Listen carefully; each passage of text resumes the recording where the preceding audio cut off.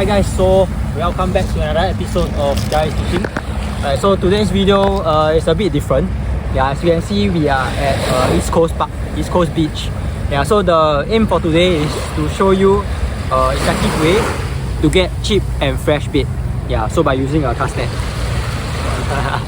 Yeah, so we'll go through, it's basically a tutorial. We'll give you a tutorial on how to load the net, what kind of nets there are, some tips and tricks, how to cast the net, yeah, and how to take out the fish from the net, or whatever prawn, squid, whatever that we might or might not get, yeah, when we are cast netting. Yeah, so we will also show like where we throw the net, right, and how to spread the net so that it doesn't clump up, yeah, to heighten your chance of getting a good bait. Yep, so we'll update you guys again later.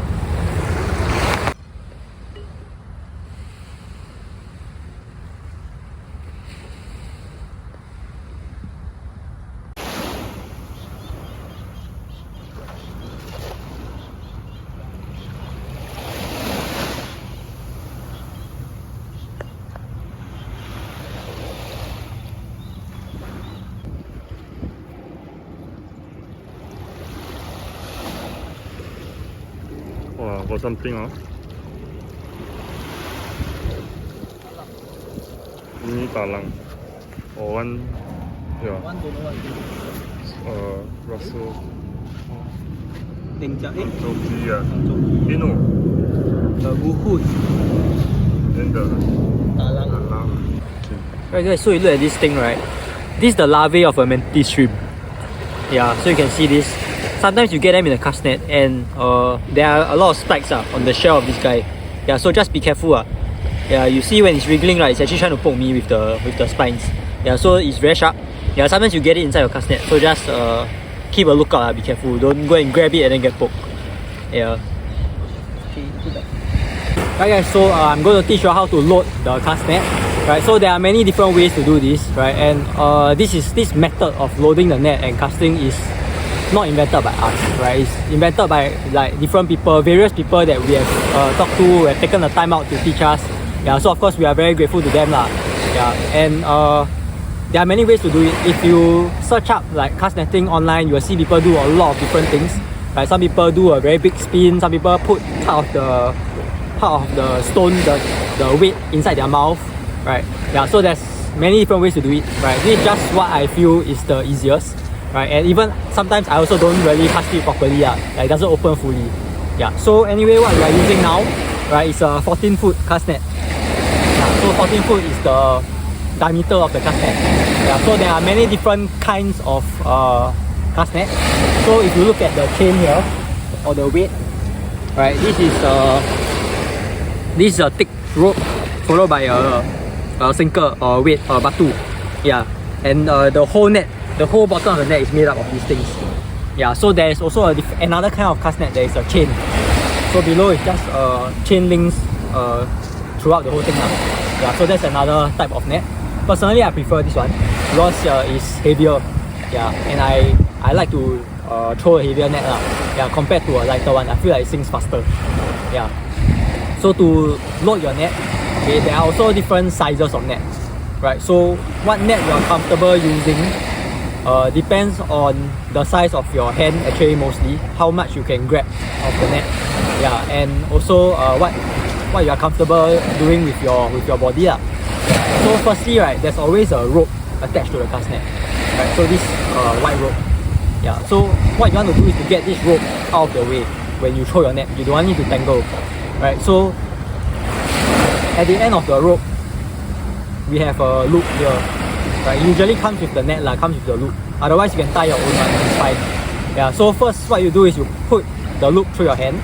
Right, for me, additional security, I like to fold this line once and then put it back across my hand like that. Just so that the net doesn't drop off or fly away or something. Yeah, so that's the first step. Right, the second step is I make an arm's length of rope and then I fold it into this hand. So I repeat this.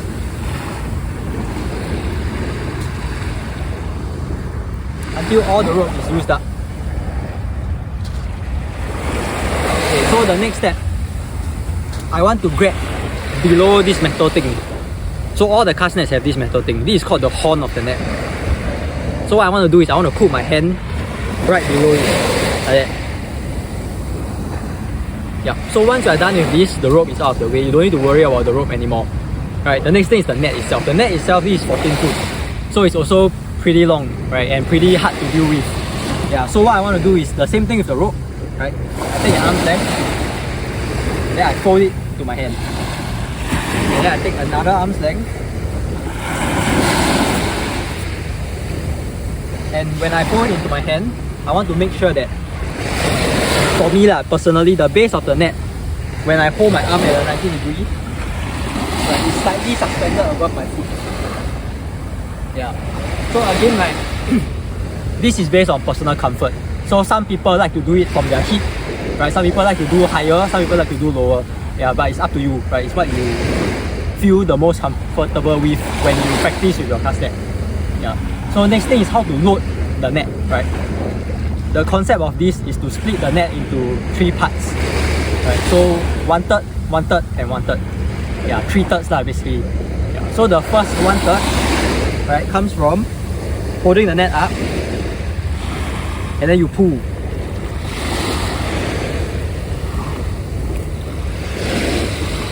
So you take approximately 1/3 of the net, right? And of course, while you are pulling this, also check to make sure that your net is not tangled, there are no holes in the net, and there is no fishing line or fishing hook that could injure you, right, when you are loading the net. So the next step, once you have this first 1/3, right, I think it's easier if I show you like that. You go behind your elbow, and then you put it on top. You repeat.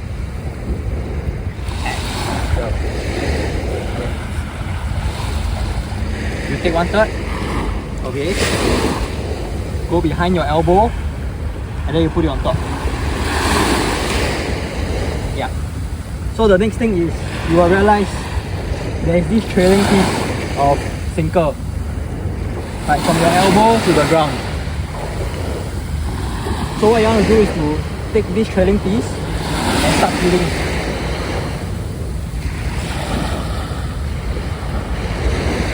Right. So if I'm going to split it into thirds, I need to take about half of what's left on the left hanging from my elbow. Yeah. So this is about half lah. So the next step is, when I'm holding this, I want 2 fingers to come out. So my second finger and my thumb, I grab the rest of the net, I put it into my left hand. Okay. So this is the last 1/3. This is the second 1/3. And the first 1/3 is on my elbow.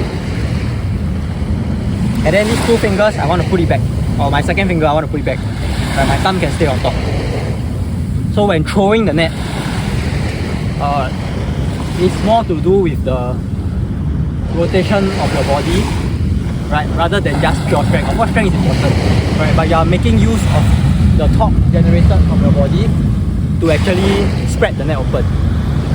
So the order of release is this 1/3 on your elbow, then this 1/3 on your hand, and then finally the last 1/3 on your right hand.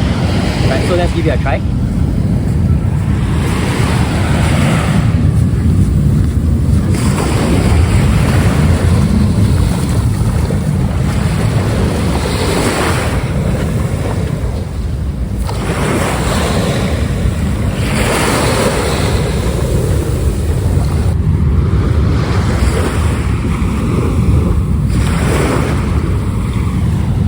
Okay, so let's say you have a fish, right, that you have his head sticking out of the net, right?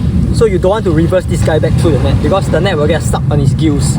Right, so what you want to do is to hold the head, right, and then you work the net top first, then bottom, top, then bottom, top, and bottom. So basically up, down, up, down, up, down, up, down, right, and you should slide out. Yeah. Okay, actually I realized there's something else. What is this? Okay. Am I tripping? No, oh, there, Swa Jiam. Swa Jiam. Oh. Yes, so this is your Swa Jiam. or your smelt fish, right? Sand whiting. Sand whiting, right? Malay we call Bolos Bolos, right? So these are also quite good bait. Yeah, and I like their shape. Yeah, so people tend to use these for like stingray or those bottom feeder fish. Yeah.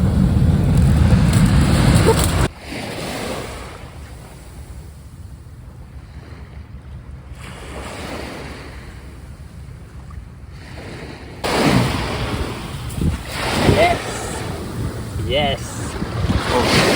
Yes, put. Yeah. Okay, so when you're trying to get fish out of your net, right? So like let's say for example this cake. Okay, so it's a small cooker lah, right? You need to find the opening of your net. So usually we go from the bottom in. Yeah, so we flip it up and then we get a guy out. Wow, this guy something bite him. Look, something beat him. Oh. Maybe a puffer or something, I don't know. Yeah. So personally for me, I like to take out the stuff that I don't want first. Yeah, because I want to try to release them as fast as I can lah. Yeah, especially those small fish that I don't intend to use for bait. Yeah, so I like to take them out first. Yep. So then we use the puput. Okay. Oh, there's maybe Swa Jiam. Yeah. Yeah. Baby Swa Jiam. Baby Swa Jiam. Okay. Yeah. So this is a puput or half beak. Yeah, and we like to use this as bait lah because the shape is very nice for casting. It's very aerodynamic. Yeah, so it doesn't have a lot of resistance when you cast. Yeah.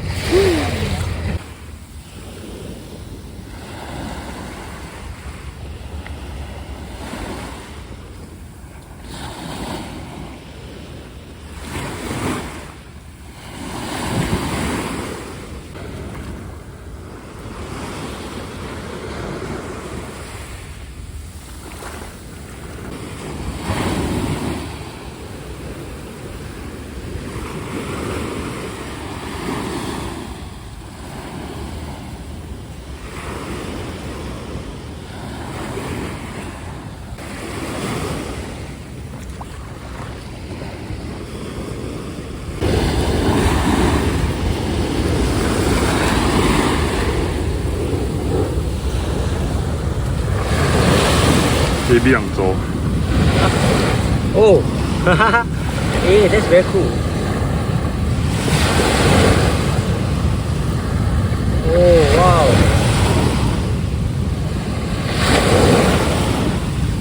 Hey, prawn. Yeah, release. Yeah. Okay, so this John Snapper, baby John Snapper. Yeah, very cute. So actually this one, I'll let it grow bigger so that it can hopefully come back to me after maybe 2 years. Okay, bye bye. And here we have a prawn. Hello. Prawn.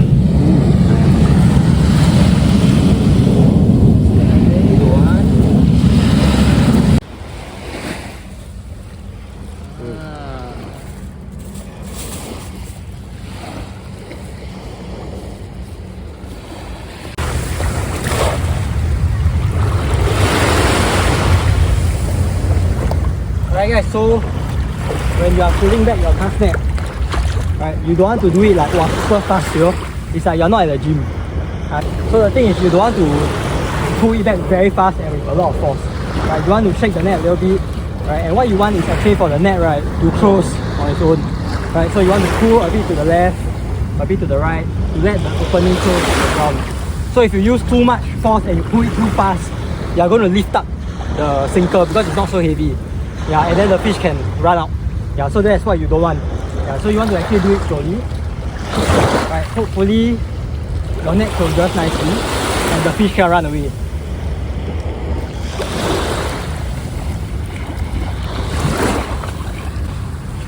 Yeah. Right, and again, right, you go left. Right, go right. Okay, it comes out nicely. One of the important tips you will need to know for cast netting is to know your terrain. So bit louder. generally, when we cast net, we want to target the places where it's sandy or muddy.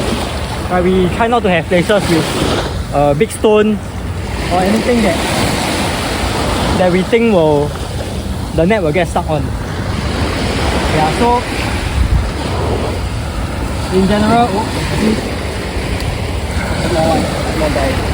yeah, so in general, right, when we cast net, we tend to do it around places like East Coast or Changi, so where we know that it's a beach, like it's a sandy beach, right? So we won't get our net stuck and the net won't rip. Yeah. So about the cast net, right, it's not like a rig, like a fishing line, right? If you get stuck, you can hold the spool and break it, right? But the cast net is a whole big bunch of lines all connected to each other. Yeah. So to unstuck a stuck cast net is very difficult.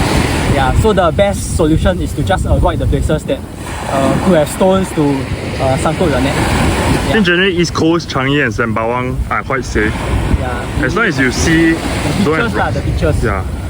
Some places that are dangerous are like where? Pongo maybe? Yeah, Where? Pongo got stone. Or actually even at the foot of the breakwaters, right? Actually there's quite a lot of stones. It's just that sometimes we cannot see. Yeah, so maybe when we cast net at that time, we try to move slightly more to the left or to the right of the breakwater. Yeah, to avoid the stone. What's that? Flathead. Oh. Yeah. They're quite tricky to take out Yeah, because the very gills spiky. are very it's very small flathead.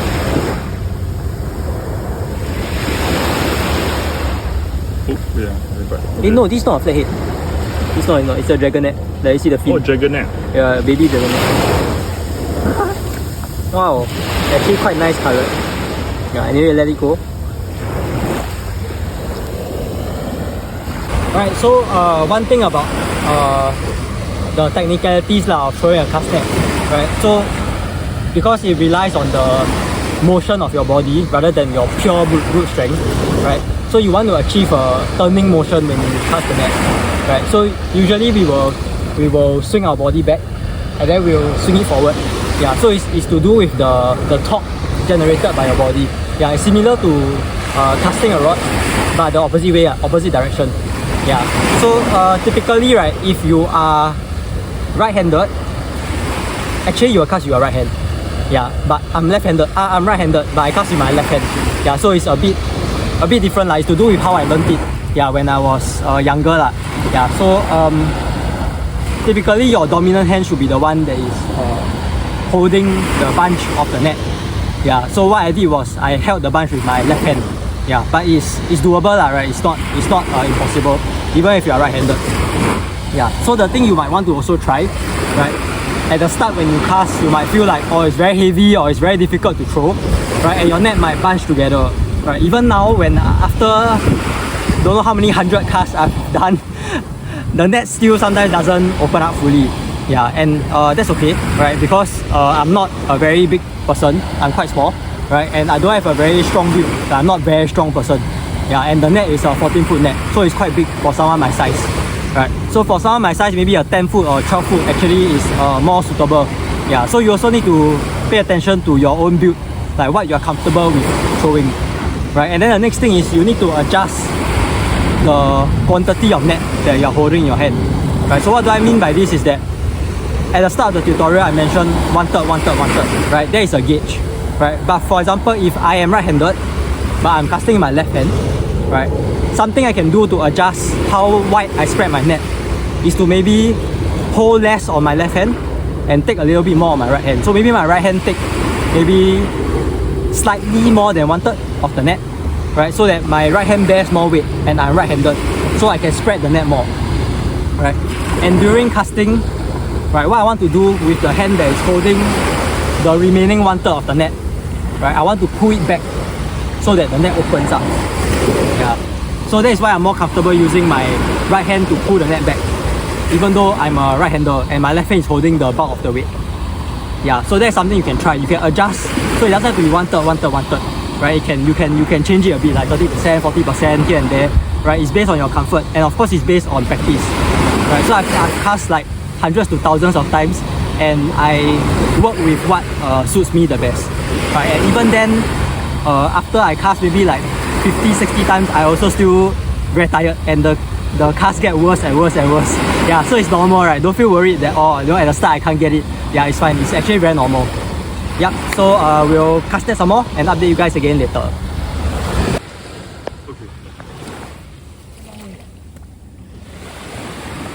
Guys, so we have moved down to one of the small jetties along East Coast. Right, so typically I actually don't really like to cast from jetties. Yeah, because firstly, I'm throwing from a height lah. So there's usually a railing blocking me, so I have to lift the net higher. Yeah, and for me, my wrist actually has some issues. So it's actually not good for my wrist. Okay, we wait for the airplane.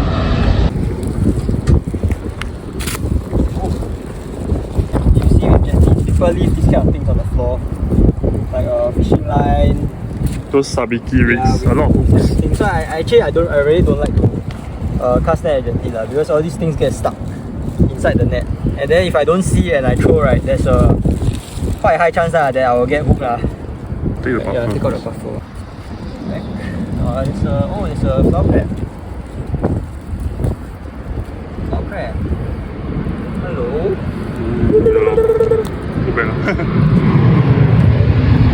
Another crab, right? Hey, don't go in, don't go in, don't go in. So another tip lah for cast netting. Usually you want to wear like water shoes or at least covered shoes lah. Yeah. For me, I didn't, and I don't go so deep into the water. Yeah. So usually when people cast net for baits and stuff, sometimes we go up to like chest deep. Yeah, but because I cannot see the bottom, right, and I don't have shoes with me, so I didn't go until so deep lah, maybe only up to my thigh. Yeah, so the reason being there could be a lot of hidden dangers in the water that you don't see. For example, stingray, right? Stingray you won't see until you step on them lah, right? And also not just stingray, right? Also sharp rocks, right? And sometimes also even things like glass bottles that people throw on the beach or what, and it gets washed into the ocean. Yeah, so best to wear covered shoes, right? And when you walk, don't just step, right? You can just shuffle your feet to make sure that any stingray or what that's buried will run away. Yeah. Okay, plane's coming. Alright, so here's the last part about let's say after a cast net session, and then you want to keep your bait fresh, right? Because you're not using it immediately. Right, so one of the ways to do it is to actually dry it as much as possible. Right, so the reason being frozen fish, actually, especially for things like tamban, your tuabak, your half beak, right, after they are frozen, when you thaw them out again, they become very soft. Yeah, so what we want to do is get rid of as much of the moisture as possible. Right, and it's a very cheap and easy way to do it is by using newspaper.